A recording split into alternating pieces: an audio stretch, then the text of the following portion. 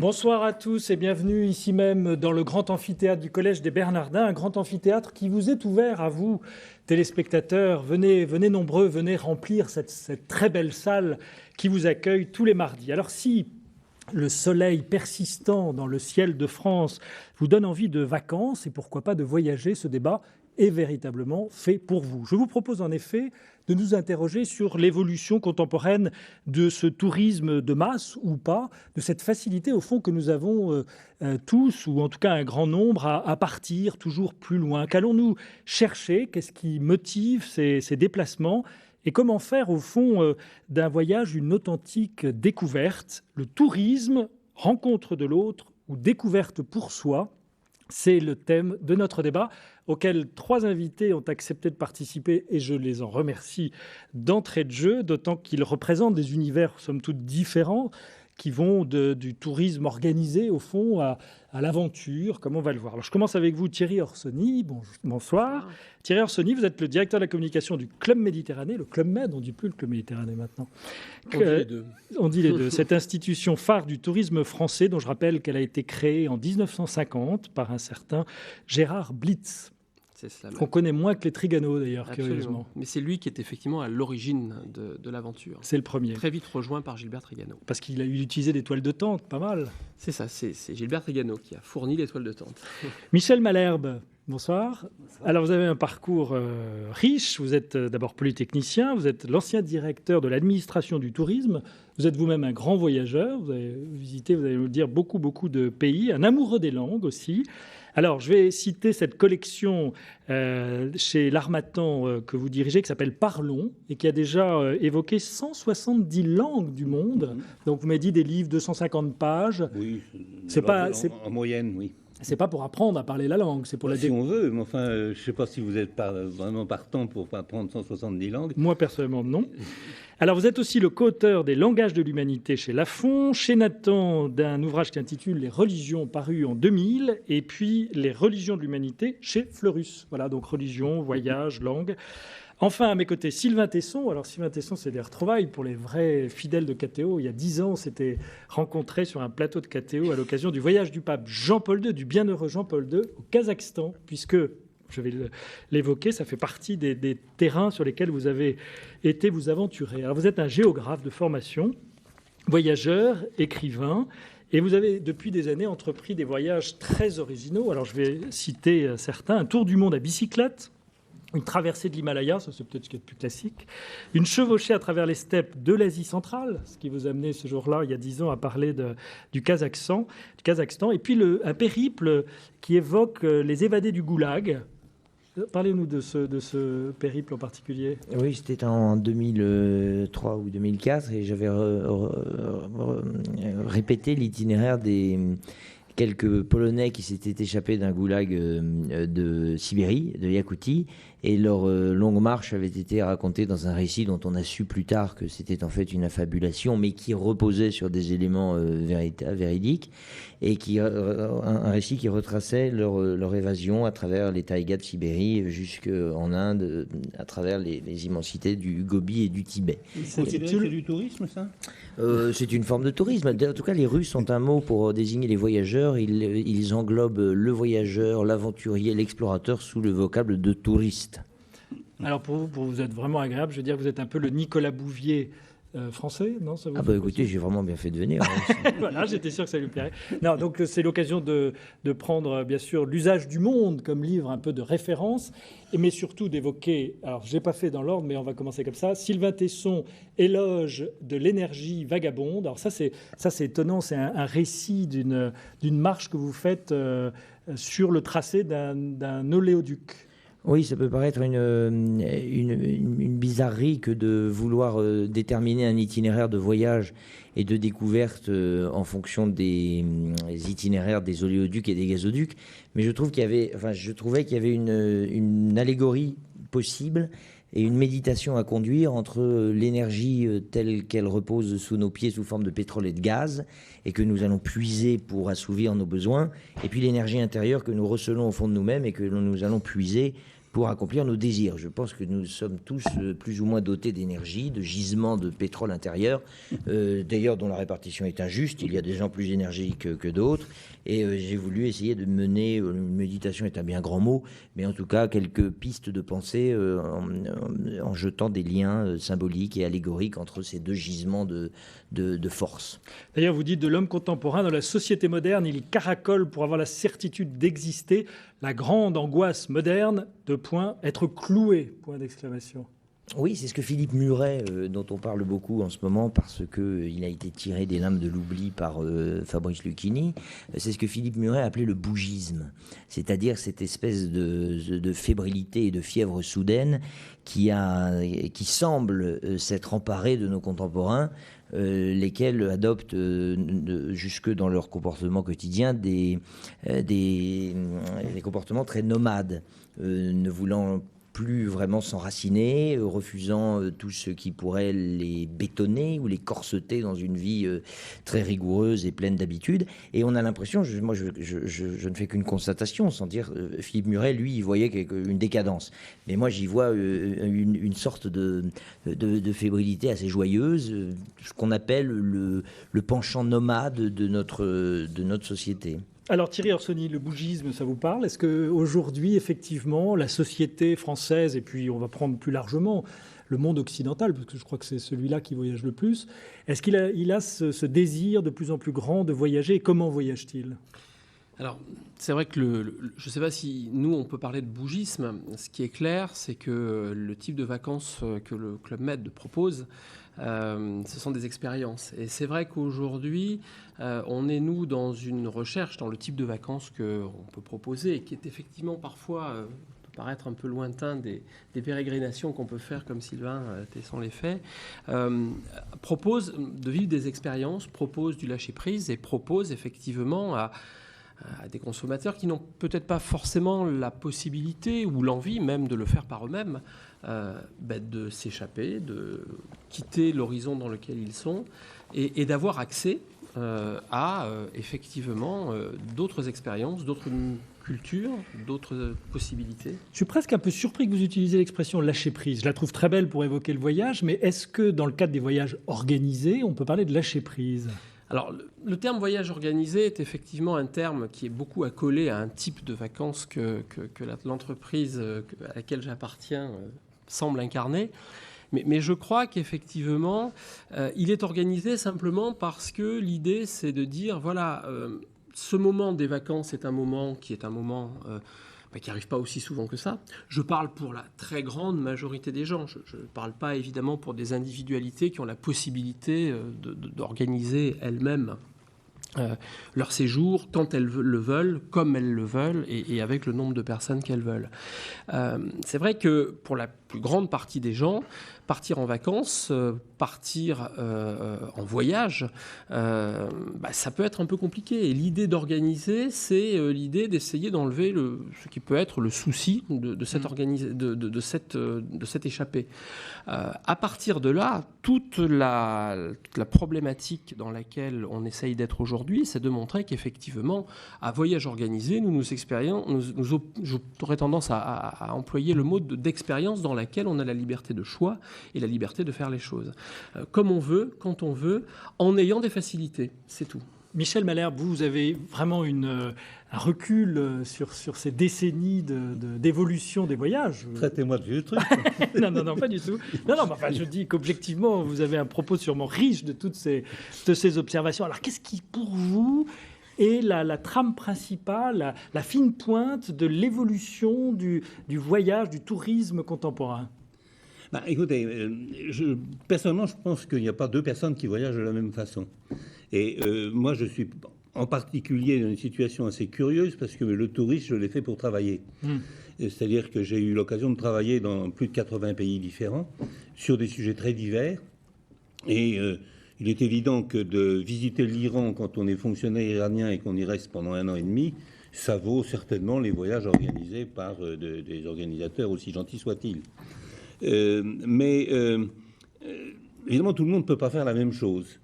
Et là, on retombe un peu sur ce fait que Effectivement, il n'y a pas deux personnes qui voyagent de la même manière. Les motivations sont très diverses, les moyens financiers sont très divers, les centres d'intérêt sont très divers.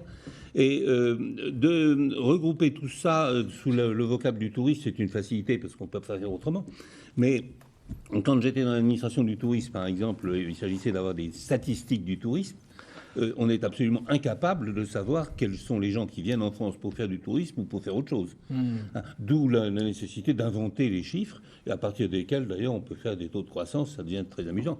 Mais il n'y a aucune espèce de classification possible et intelligente de ce qu'est le tourisme. Enfin, il y a quand même, moi je vais lancer des idées, il y a cette possibilité aujourd'hui de maîtriser plus que jamais son voyage. Il y a Internet. Internet donne l'accès à une offre pléthorique. Et comment les gens fonctionnent de ce point de vue-là? Est-ce que, justement, les sentiers battus ne sont pas davantage désertés au profit d'expériences plus nomades, plus originales? Sur Internet, vous allez tomber sur des sentiers battus quand même. Uniquement? C'est pratique pour les tarifs aériens, bien entendu, mais pour organiser un voyage en Érythrée, ce que j'ai envie de faire avec mon épouse prochainement, c'est pas très facile de trouver quelque chose là-dessus. Je suis assez d'accord. Simplement, ce qu'il faut avoir présent à l'esprit, c'est qu'on peut être tour à tour un consommateur de vacances. Et vous voyez, j'ai employé le mot consommateur de vacances, dont je sais qu'il peut prêter à caution. Mais je dirais, dans une même année, selon les moments, on peut être à la fois consommateur d'un séjour tels que ceux que j'évoquais. On peut aussi avoir envie de partir sac à dos et faire une expérience un petit peu banale. La configuration peut être différente. On peut partir dans un cas en famille à plusieurs. Et c'est vrai que là, on va chercher peut-être une sécurité, une idée d'organisation qui va un peu rassurer. Parce que quand on va partir avec des enfants ou des ados, on a peut-être envie aussi de maîtriser un tant soit peu les choses. Et puis après, si on a envie de partir seul ou avec son conjoint, on va peut-être se laisser un peu guider, partir à l'aventure, prendre un billet et puis se dire, je verrai sur place. Je crois qu'aujourd'hui, on ne peut pas effectivement catégoriser et avoir un seul type de comportement, un seul type de consommateur de vacances ou de séjour. Et c'est cette diversité des choses qui fait que le monde est bien fait. Il y a une diversité de réponses. Et même parmi vos clients, d'ailleurs, leurs motivations ne sont pas du tout les mêmes. Les gens qui partent, je ne sais pas, à l'île Maurice, certains voudront faire de la pêche, d'autres se bronzer. Enfin, et au cours même d'une semaine, ils pourront avoir envie à un moment donné de bronzer, puis à un moment donné d'aller découvrir et de visiter d'autres... En tout cas, pour bronzer ou faire de l'escalade dans la montagne sans parler à personne, on n'est pas forcé d'aller très loin. Ça, c'est vrai aussi. Alors, il y a un snobisme aussi qui est un des facteurs du tourisme dont il faudra peut-être parler, où les gens se croient obligés d'aller loin parce que ça en fiche plein la vue aux petits copains. C'est pas forcément une motivation très noble et ça n'apporte pas grand-chose sur le plan de la découverte de soi-même. Sylvain Tesson? Oui, je suis assez d'accord avec cette idée qu'on croit volontiers qu'il y a un rapport proportionnel entre la distance que l'on met entre soi et les autres et l'intérêt et la valeur intrinsèque que tout à coup manifestent les gens qu'on va rencontrer. Mais vous avez tout à fait raison. Et puis c'est vrai que aussi il y a dans le tourisme, enfin moi je ne parle pas du tout en spécialiste, mais j'ai l'impression qu'il y a dans le tourisme effectivement parfois des mécanismes d'épates. C'est-à-dire que finalement on part pour raconter et même on se venge de s'être ennuyé en voyage en organisant des soirées diapositives pour ses amis. Alors vous dites que j'ai fait ça toute ma vie, moi, des conférences. Vous dites que vous voyagez pour ralentir la fuite du temps. C'est aussi très personnel. Ça veut dire que vous voulez égoïstement que votre vie ait une densité et une longueur supérieure à la moyenne parce qu'il s'y passe des choses extraordinaires en voyage. Mais non seulement je vis selon le principe, un principe assez égotique, effectivement, de tentative d'accéder à sinon un bonheur ou du moins une paix. Mais je revendique totalement les tentatives égoïstes d'essayer de mener ma barque en nuisant le moins possible, mais en ne subissant pas. Et notamment en ne subissant pas la pression d'une société. Et le voyage, la vie d'aventure, permet de temps en temps de franchir les parapets de l'habitude et de s'évader. Alors, sur la question du rôle du voyage pour essayer de ralentir le temps, il me semble que oui, moi j'ai très vite senti, enfin c'est une immense banalité, car à partir du moment où on est un adolescent à peu près constitué avec une thyroïde et un cerveau normal, on a le sentiment très cuisant de la fuite du temps. Et sauf que moi, je l'ai eu avec une espèce d'acuité qui était quasiment douloureuse. Et je me suis aperçu que les seules activités dans lesquelles j'avais l'impression que le temps ralentissait, ou du moins en tout cas s'épaississait, s'intensifiait, se densifiait, c'était les rares moments où je marchais, où je faisais de l'escalade, où j'écrivais et où je voyageais. C'est-à-dire ces moments-là où tout à coup l'espace défile lentement, où on est dans une certaine âpreté, une certaine solitude, et où on a l'impression qu'enfin, les journées deviennent des petites existences. Et d'ailleurs, tout voyageur, tout touriste se souvient de chacune de ces journées de voyage, alors que je mets au défi quiconque qui vit dans le rythme trépidant des villes de se souvenir de quoi ont été composées ces heures. Dans une vie compliquée, dans une vie sophistiquée, dans une vie urbaine, le défilement de la durée temporelle finit par se résoudre dans une sorte de grand magma, et c'est ce sentiment que le sable vous coule entre les doigts, chose qu'on n'a pas en voyage, peut-être parce qu'on s'ennuie, peut-être parce que les choses sont monotones, mais parce qu'on fait effectivement une expérience du temps totalement différente. Vous écrivez en voyageant ou vous écrivez après avoir voyagé ? Moi, j'écris tout le temps. Moi, j'ai toujours un carnet de notes et je note compulsivement tout ce que je fais parce que je considère l'écriture comme d'abord une prolongation du voyage. Pour moi, le retour à Paris, puisque c'est là où j'habite, n'est jamais difficile car le voyage continue. C'est peut-être d'ailleurs ça la différence entre le tourisme et le voyage, c'est que le tourisme serait une espèce de parenthèse, une inclusion dans une vie où on décide tout à coup de s'accorder un moment de divertissement ou un moment de découverte ou un moment de passion, et vous avez raison de dire qu'il y a autant de motifs qu'il y a de voyageurs, alors que le voyage, la vie de voyage est une vie, un continuum où enfin moi j'ai jamais l'impression de voyager davantage lorsque je suis en Sibérie et lorsque je suis dans une rue de Paris ou lorsque je découvre une région de France. Enfin pour saluer des grands maîtres, moi c'est vrai que j'adore Hemingway. Et quand vous lisez les récits d'Hemingway au Kilimandjaro, ses chasses, ses parties de chasse dans la lagune de Venise, ou bien les heures qu'il passe sur la terrasse des cafés à Paris, dans un endroit qui pourrait nous sembler moins exotique puisque c'est notre ville, vous avez l'impression qu'il est dans un voyage. Et le voyage est une existence entière, alors que le tourisme n'en serait qu'une expérience. Je vais vous proposer des motivations pour le voyage. Vous voulez me dire un peu celles qui vous paraissent la plus représenter un peu l'état d'esprit ambiant. L'évasion, la fuite, le sentiment de vivre plus, ça c'est ce que vous venez d'évoquer, sortir de la routine, se nourrir des différences, faire des découvertes. Quels sont les points qui vous semblent majeurs ? Encore une fois, ça dépend des individus. Alors vous, personnellement ? Écoutez, le voyage qui a eu la motivation la plus bizarre, j'en parlais tout à l'heure, je suis allé en Birmanie parce que je me demandais à quoi ressemblaient les 64 voyelles du birman. Bon, ceci dit, la Birmanie est aussi intéressante par elle-même, donc je ne suis pas occupé que des voyelles là-bas.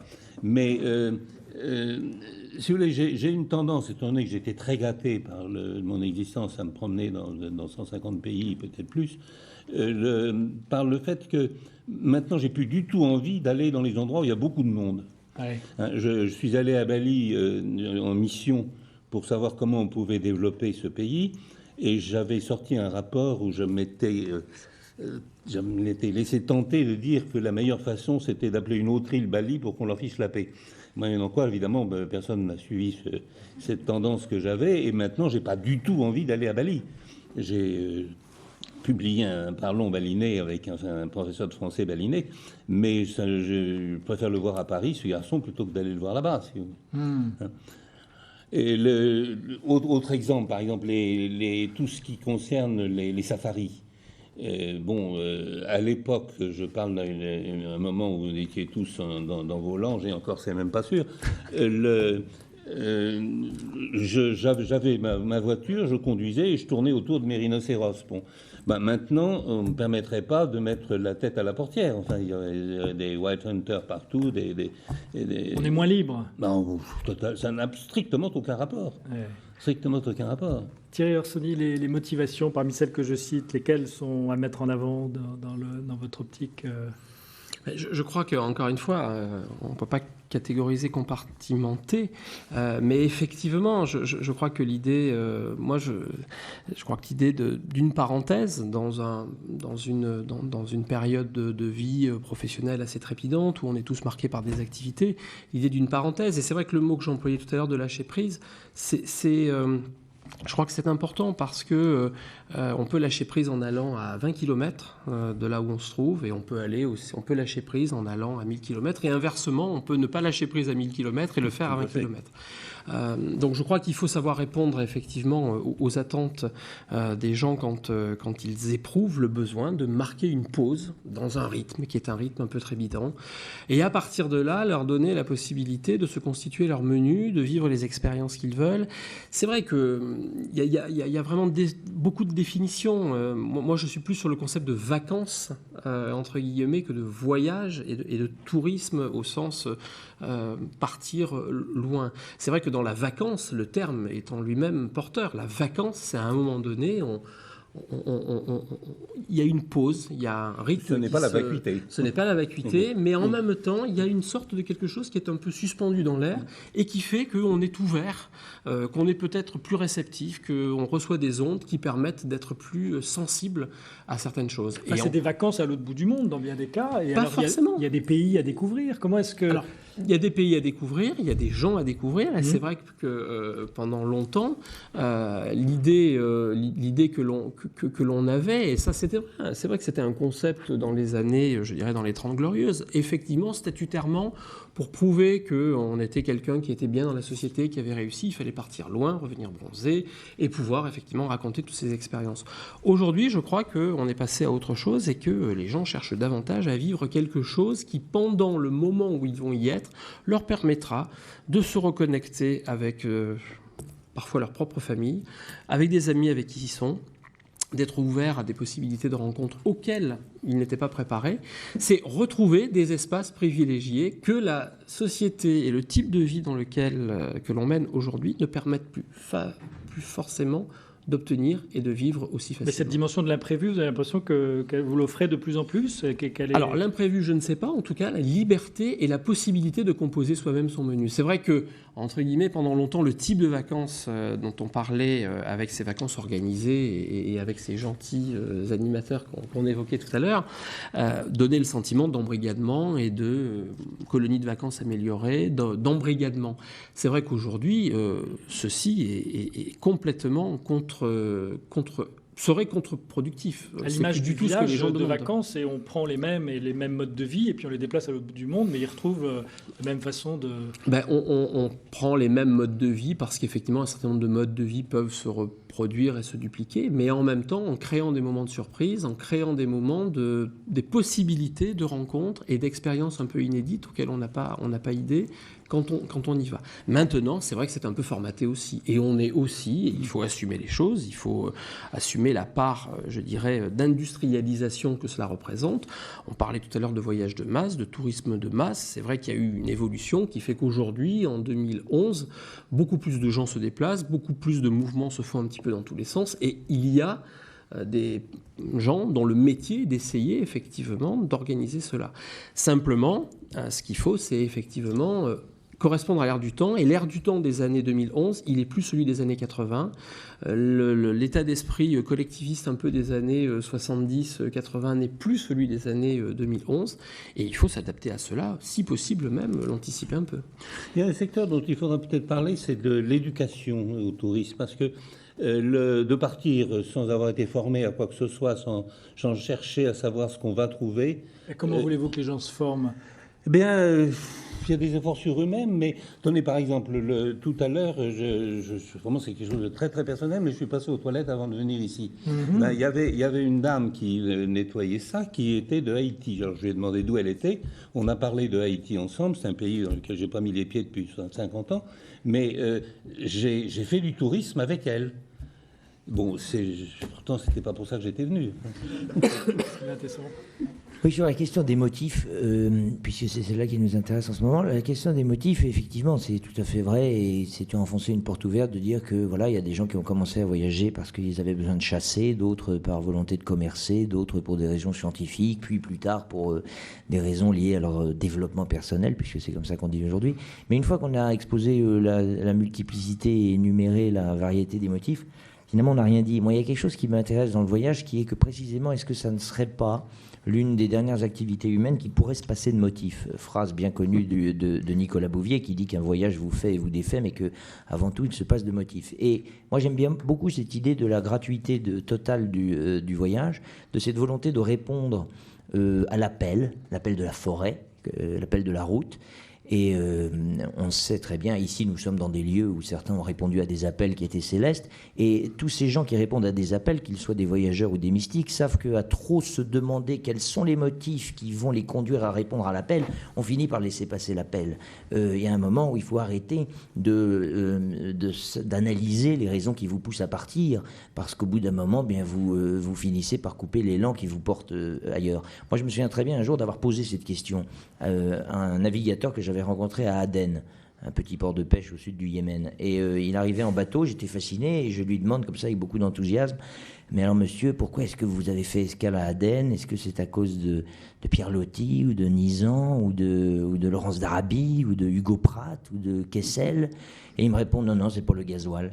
Et tout ça veut dire quelque chose hors de la plaisanterie, c'est que on n'a pas besoin finalement d'expliquer pourquoi on voyage. La phrase de Mallory est magnifique, ce jeune poète à qui on demandait pourquoi vous grimpez l'Everest, et il répond parce qu'il est là. Sandrars, à qui on disait pourquoi vous voyagez, à l'ORTF, c'est une émission fameuse, je crois que c'est Emmanuel Berle qui lui dit pourquoi vous voyagez, et il dit parce que. Et à ce moment-là, il y a un grand blanc parce que le journaliste s'imaginait qu'il allait se lancer dans une grande explication lyrique. Et voilà, il est vrai que parfois le voyage est...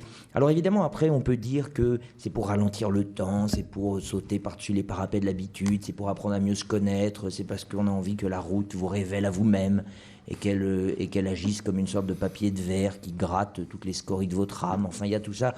On peut énormément broder littérairement sur l'affaire, mais la véritable raison, c'est qu'il y a le monde, il y a sa beauté, il y a sa cruauté, et puis il y a les hommes qui ont cette espèce de néocortex qui les pousse à aller voir un peu plus loin que le halo du feu, et puis on finit par partir. Et puis vous avez cité quelque chose de très beau, que les voyageurs ne disent jamais, parce que c'est quelque chose qui n'est pas correct et qui n'est pas non plus très louable, et qui est la fuite. Et l'idée de se dire que finalement, le voyage, qu'est-ce que c'est? Eh bien, c'est un recours.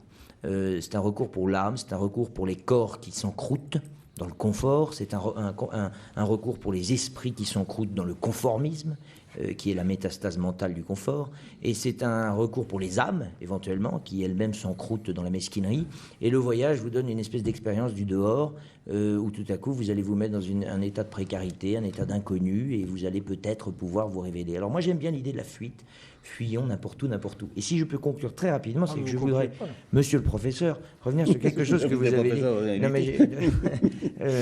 Non mais quelque chose que vous avez dit à propos de la nostalgie. J'ai cru déceler en vous, enfin dans votre discours, une très légère pointe de nostalgie à propos du fait que vous pensez qu'il serait impossible aujourd'hui de vadrouiller autour des rhinocéros parce qu'immédiatement les compagnies de sécurité vous sauteraient dessus. Moi je pense que c'est effectivement vrai que le monde se rétrécit, que le monde se rationalise, que le monde se polisse, mais je crois que je me méfie beaucoup moi de cette tentation que j'ai. Je m'en méfie parce que je l'ai, et sans doute davantage que je suis très nostalgique. Moi j'ai un véritable penchant, mais j'essaye de le combattre.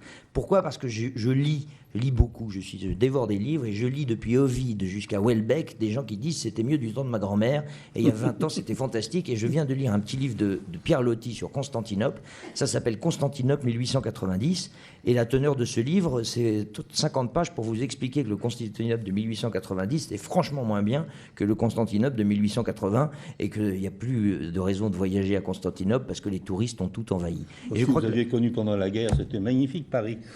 Oui, voilà. Alors ça, c'est une nostalgie d'un autre ordre, sur laquelle nous jetterons un voile pudique, et qui ne nous occupera pas ce soir. Mais enfin, voilà, tout ça pour dire qu'il me semble que le voyageur fait aussi cet exercice permanent d'essayer de trouver des raisons de s'émerveiller. Et voilà, c'est Montaigne qui nous dit on monte sur son cheval et on se tient l'âme en haleine pour essayer de trouver des raisons de s'émerveiller. Pardon d'avoir été trop long. Mais non, vous n'avez pas été trop long, vous n'avez pas dit assez de choses. Comment est-ce que... Oui. Non, il y a un point que vous avez abordé, mais sur lequel je voudrais peut-être revenir, c'est la surprise. surprise. Ouais. On ne va pas chercher la surprise, puisque par définition, elle vous tombe dessus quand vous y attendez pas. Mais l'un des agréments, me semble-t-il, du tourisme, c'est que très souvent, on a des surprises.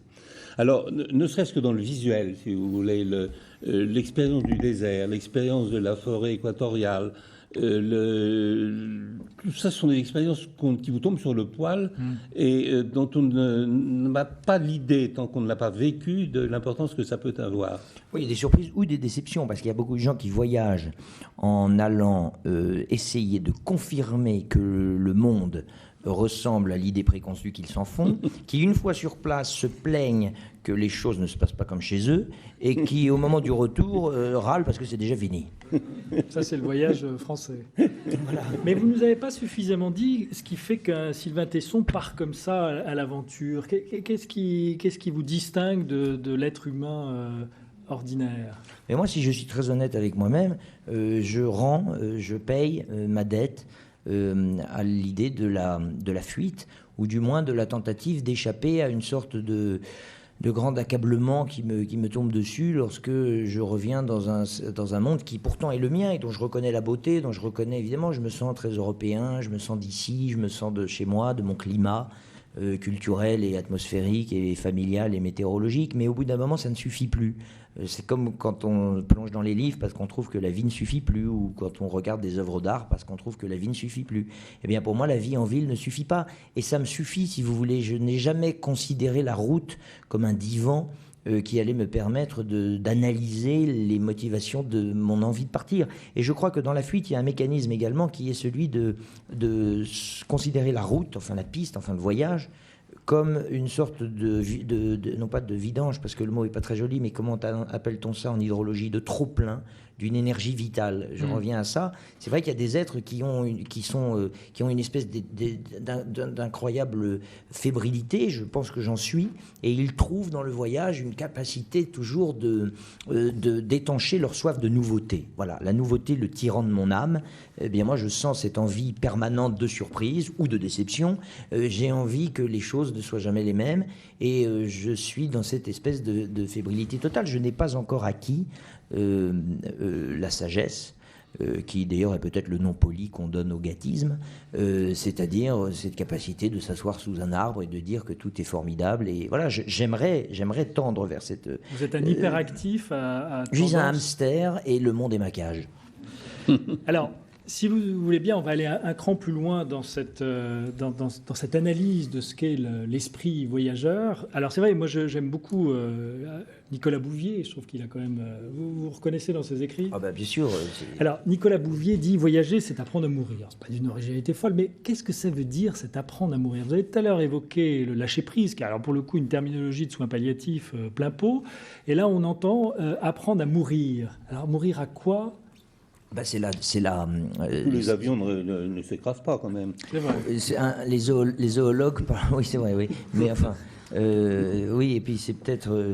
enfin voilà, parce que dans la mort à soi-même, c'est-à-dire un zoologue parlerait, ou un herpétologue, un spécialiste des serpents, parlerait de la mue. Je pense que c'est ce que Nicolas Bouvier veut dire. Et dans le poisson scorpion et dans ses chroniques japonaises, Nicolas Bouvier parle beaucoup de ses souffrances, liées notamment à un sentiment assez pessimiste du monde.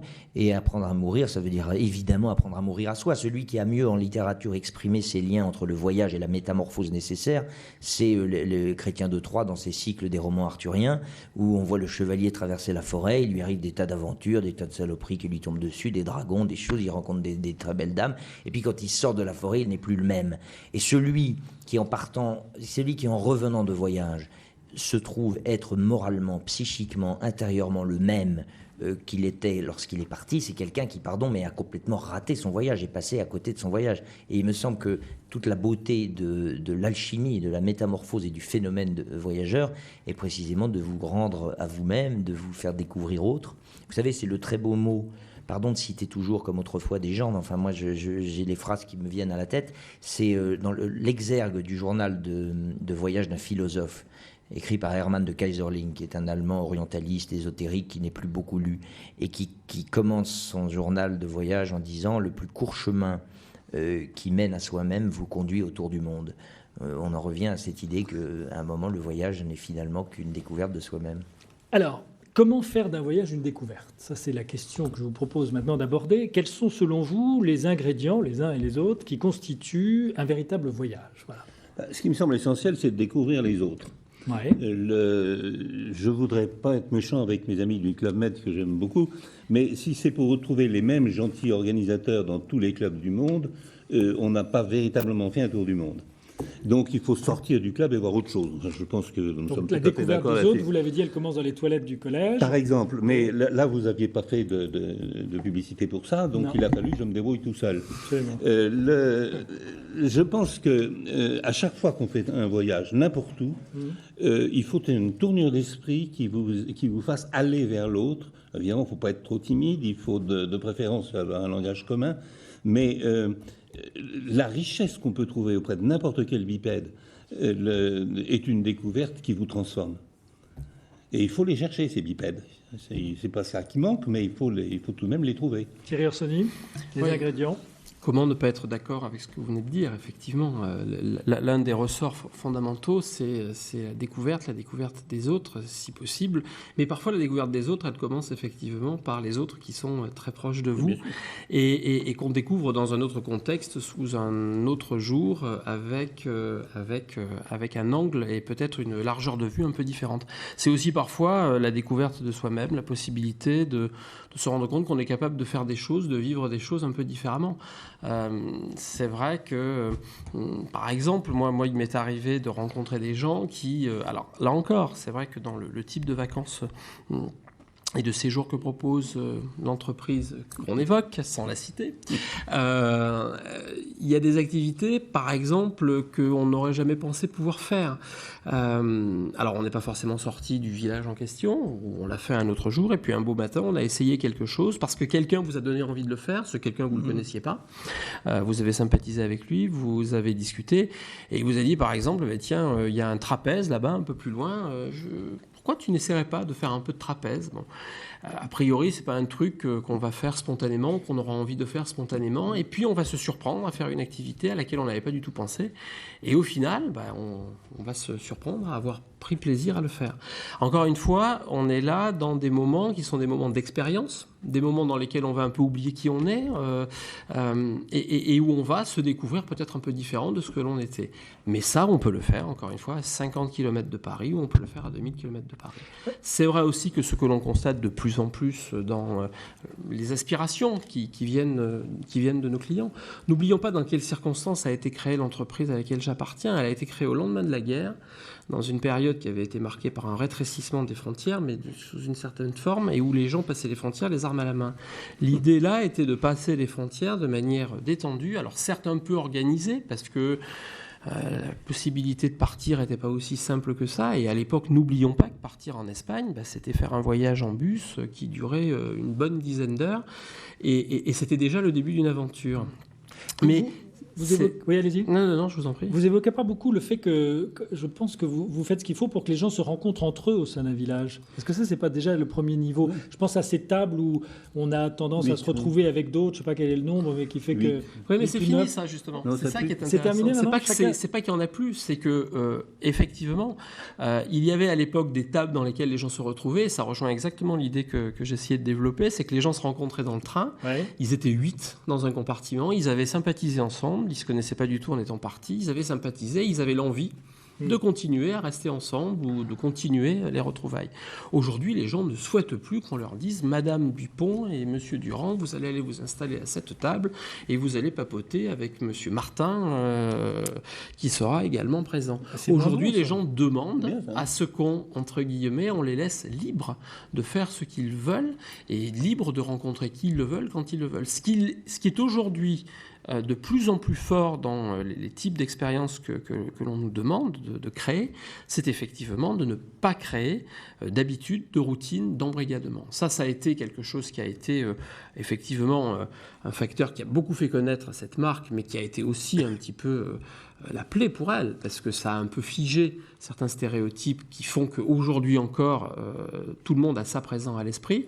Mais justement, cette idée de rencontrer les gens quand on veut, comme on veut, c'est vraiment l'idée de liberté que cette boîte propose, dans un concept où il y a effectivement des gens qui viennent de toute nationalité. C'est pas des Français qui se retrouvent forcément à Bali ou aux Caraïbes ou Dieu sait où. C'est des Français, des Anglais, des Canadiens. Encore que très souvent les gens se regroupent par affinité nationale. Mais pas uniquement. Pas uniquement. Moi, ce qui m'intéresse le plus, c'est le personnel de service, parce que je me suis trouvé avoir à promener pour mes 50 ans de mariage des petits-enfants qui étaient dans les 7-8 ans dans un club du genre du vôtre. Et ce qui était intéressant, c'est de discuter avec des Kurdes ou des Turcs pour voir comment ils se sentaient les uns par rapport aux autres. Bon, c'était pas prévu au programme, mais je trouve que c'est par là que c'est intéressant, si vous voulez. Quelle est la dimension spirituelle du voyage? Est-ce que vous ressentez, je pense par exemple à l'engouement incroyable pour le pèlerinage de Compostelle, est-ce que aujourd'hui il vous semble que cette dimension spirituelle fait partir des gens, ou qu'en tout cas au cours d'un voyage ils ont tendance plus qu'avant à la rencontrer? Vous personnellement, c'est intéressant. S'il s'agit de répondre précisément à votre question, moi j'en sais rien du tout parce que je ne suis pas spécialiste de ce phénomène-là. Tout ce que je sais, c'est qu'effectivement, je crois qu'il y a depuis 30 ou 40 ans, mais pour des raisons qui sont très identifiées, notamment le succès d'un certain nombre de livres, peut-être également une sorte de désarroi spirituel et de vide, de vacances, mais là pour le coup au sens philosophique du terme qu'il faut essayer de remplir, et qui a tout à coup vu l'émergence de pratiques de pèlerinage qui sont d'ailleurs, je crois, mais je m'avance ici en terrain de spécialiste, donc je dis ça avec beaucoup de prudence, mais je crois d'ailleurs des pratiques de pèlerinage qui ne correspondent pas forcément absolument à la dogmatique et à la tradition des pèlerinages. Il y a vraiment des gens qui vont dans l'espèce de Saint-Jacques-de-Compostelle, me semble-t-il, est un supermarché où il y a absolument tout. Des gens qui y vont dans la plus pure tradition des pèlerins médiévaux et d'autres qui composent... Non, mais il y a plus vous, quand vous êtes dans votre cabane, au bord du lac Baïkal pendant 6 mois, est-ce qu'il y a une dimension spirituelle à votre... Voilà, parce que vous me posiez la question d'un point de vue général. Mais si je parle de moi, ouais. La réponse est très simple. Il n'y a pas, même si elle a l'air d'être confuse dans mon expression, mais il n'y a pas chez moi une volonté d'aller rendre des oraisons à une présence supérieure qui serait extrêmement bien identifiée par moi-même, mais il y a évidemment, lorsque par exemple je vis pendant un certain nombre de mois dans une cabane dans la taïga russe, ou bien lorsque je traverse un désert sur le dos d'un cheval, il y a évidemment en moi des pensées, des agitations, des tourments, des extases qui me traversent l'esprit et qui ne pourraient jamais se manifester dans le tourbillon de ma vie parisienne. Donc en fait, c'est pour ça que je ne suis pas absolument d'accord avec l'idée que je comprends très bien et qui est effectivement très amusante à manipuler parce qu'elle est du ressort du paradoxe, mais je ne suis pas absolument d'accord avec l'idée que nos deux amis viennent d'exposer, selon laquelle on pourrait exactement vivre le voyage et l'aventure au coin de la rue. J'aime pas beaucoup cette idée que je crois un peu frappée au coin des calembours et en tout cas des idées un peu reçues. Je pense que l'expérience de la distance, l'expérience de la traversée de territoires très hostiles permet justement d'accéder en vous à des méditations qui n'auraient pas lieu ici dans votre environnement, et pour la simple raison que vous vous mettez dans un état de précarité, d'inconnu, de difficulté physique, d'effort permanent, qui fait que vous ne pensez plus de la même manière et que surtout vous êtes dans un état d'esprit qui vous permet d'accueillir en vous ces tourments. Enfin, ou en tout cas ces réflexions. Alors, pour répondre précisément à vos questions, moi, oui, il y a une dimension spirituelle dans mes voyages, mais qui est plus de l'ordre de l'extase de la vie dans la nature, et je sens quelque chose que j'ai identifié comme étant le syndrome de Saint François d'Assise. C'est-à-dire, quand vous êtes tout seul dans une nature très sauvage, sans homme, sans présence humaine, vous avez par un espèce de mécanisme totalement naturel et spontané une sorte d'écoulement de bienveillance à l'égard des êtres vivants qui vous entourent. Alors quand on dit ça aujourd'hui ici au Collège des Bernardins, ça paraît un peu mièvre, mais vous regardez la mouche, le scarabée, la petite plante, les nuages et les arbres avec des trésors d'affection. Et alors c'est le Bouddha qui arrête l'éléphant enragé dans la plaine indo-gangetique, c'est saint Antoine qui s'adresse aux poissons, c'est saint François d'Assise qui parle à c'est saint Séraphin de Sarov, l'ermite russe, qui donne à manger aux ours en leur parlant. Enfin, tous les ermites, tous les voyageurs, tous les gens qui ont pratiqué cette solitude dans la nature profonde ont ressenti ce sentiment d'appartenir au grand édifice du vivant. Et là, je crois qu'il y a là, dans ce ruissellement d'amour un peu païen, il y a là une expérience qui, me semble-t-il, est tout à fait de l'ordre de la spiritualité. Et qui n'est pas que païen, Michel. Il y a des cas où, malheureusement, le tourisme est totalement incompatible avec le pèlerinage. Je pense à la Mecque. J'aurais beaucoup envie de faire du tourisme à la Mecque et je ne peux pas. Hein? Enfin, on a tout de même vu comment ça se passe. Mais je ne vois pas pourquoi il n'y ait pas autant d'échanges. C'est très bien d'avoir des échanges comme ça. Il y a des tas de musulmans qui vont présenter leur salam à Mariam à Lourdes. Moi, ça me gêne de ne pas pouvoir aller à la Mecque avec tout le respect que ça vaut. J'ai été arrêté à Médine sous un écriteau interdit aux non-musulmans. Bon, je ne vois pas pourquoi je n'aurais pas été respectueux. Mais au-delà du pèlerinage, est-ce que vous, Michel Malherbe, quand vous voyagez, vous êtes un être qui prie, un être qui va au fond de lui, à la rencontre de son créateur, ou est-ce qu'au contraire, vous vous sentez à la surface de vous-même? Est-ce que le voyage influe sur votre vie spirituelle? C'est-à-dire que c'est assez personnel, mais je n'imagine pas une vie qui soit détachée de Dieu. En revanche, j'aurais plutôt tendance à dire que l'ensemble de la vie est une forme de prière, et je ne vois pas l'intérêt de formulations toutes faites, répétées.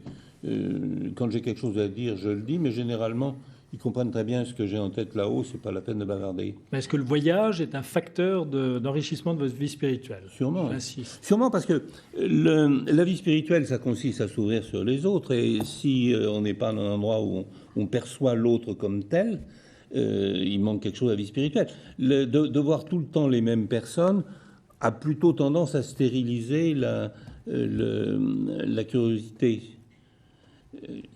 Je ne dis pas qu'on ne peut pas avoir une vie spirituelle très intense en restant dans un couvent. Il y a des tas de gens qui raisonnent comme ça. Mais pour ma part, je trouve que ce qui est intéressant, c'est de découvrir des gens qui pensent autrement, qui vivent autrement, qui ne sont pas conditionnés de la même manière, qui l'expriment différemment. Et ça, j'ai envie d'aller les voir. Et ça me gêne quand je ne peux pas aller les voir. Une maxime tunisienne dit « Tu ne connais ton ami qu'en voyageant avec lui ». Est-ce que vous êtes d'accord avec ça? Est-ce que vous en avez fait vous-même l'expérience avec les ennemis aussi. Oui, mais enfin bon, parlons de ceux qu'on aime. Est-ce qu'on se découvre mieux en voyageant? Bien sûr. Oui. Vous en avez fait l'expérience vous-même? Sylvain Tesson, vous n'êtes pas tout le temps tout seul en voyage. Non, mais c'est-à-dire que moi j'ai très mauvais caractère, alors je me fâche avec tout le monde. Du coup, c'est pour ça que je recours maintenant au voyage solitaire. Il n'y a plus que les chevaux qui me supportent quand je traverse les déserts. Et encore, si vous prenez du poids, vous supporterez de moins en moins. Oui, c'est vrai. Mais c'est pour ça d'ailleurs que je parle beaucoup, parce que je parle beaucoup à mon cheval. Du coup, j'ai pas l'habitude d'être interrompu. Et ça fait de longs tunnels qui sont le cauchemar des journalistes. Alors, il nous reste 4 minutes. J'aimerais que vous nous disiez les uns et les autres quelles sont vos prochaines destinations, quelles sont les régions du monde qui vous paraissent aujourd'hui les plus attrayantes, les plus intéressantes, celles vers lesquelles vous, personnellement, vous auriez le plus envie d'aller et celles vers lesquelles les touristes vont aussi tirer Orsoni. Alors, là encore, il faut distinguer la part professionnelle de la part personnelle. Et là, je vais répondre de manière un peu personnelle. S'il vous plaît. C'est vrai que moi, en ce moment, j'aurais effectivement une très grande envie d'avoir du temps pour voyager. Ce qui montre donc que dans mon boulot, je voyage certes souvent, mais pas longtemps, et pas évidemment en profondeur.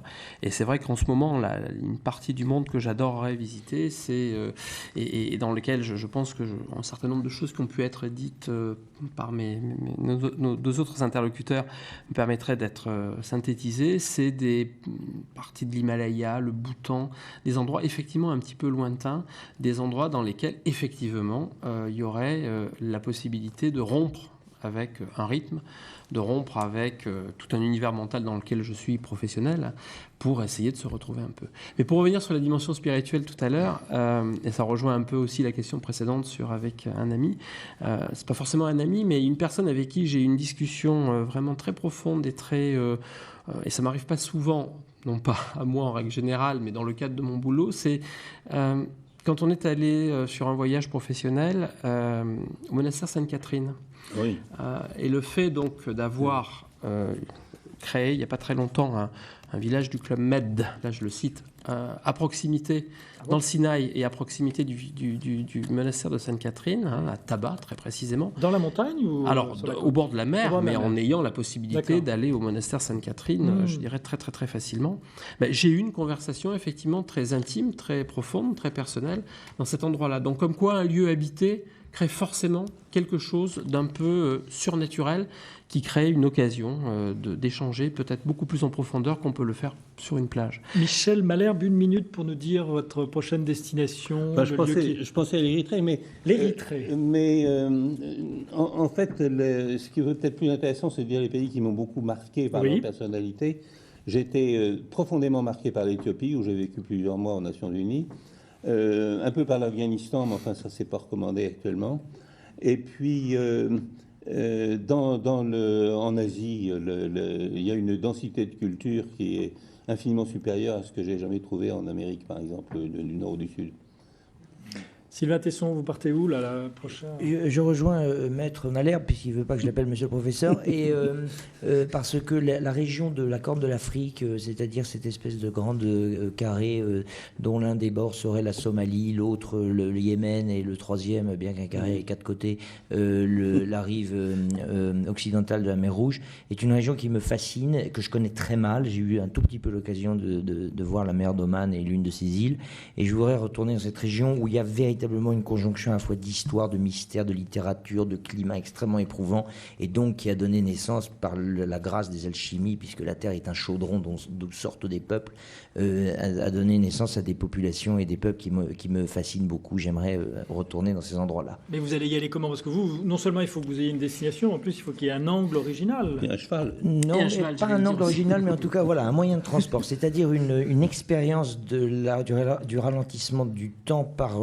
l'épreuve dans l'espace. Alors pourquoi pas le boutre, la marche à pied, alors après un moyen de transport tout à fait adapté. Le boutre en train, par exemple. Voilà, oui, exactement. Oui, j'aurais beaucoup Alors, aimé la faire. je rappelle, Sylvain Tesson, Éloge de l'énergie vagabonde, mais c'est un parmi vos nombreux ouvrages, vous en avez commis quelques-uns. Michel Malherbe, toutes mes excuses, je n'ai pas cité l'excellent fonctionnaire ou touriste. Point d'interrogation. Mémoire d'un globe-trotter, c'est aux éditions L'Harmattan, que vous connaissez décidément bien. Et puis, toujours, Nicolas Bouvier, L'usage du monde, que tout le monde ici ne connaît pas, mais il faut absolument le lire. Merci de votre attention, merci à nos invités et à une prochaine fois. Au revoir.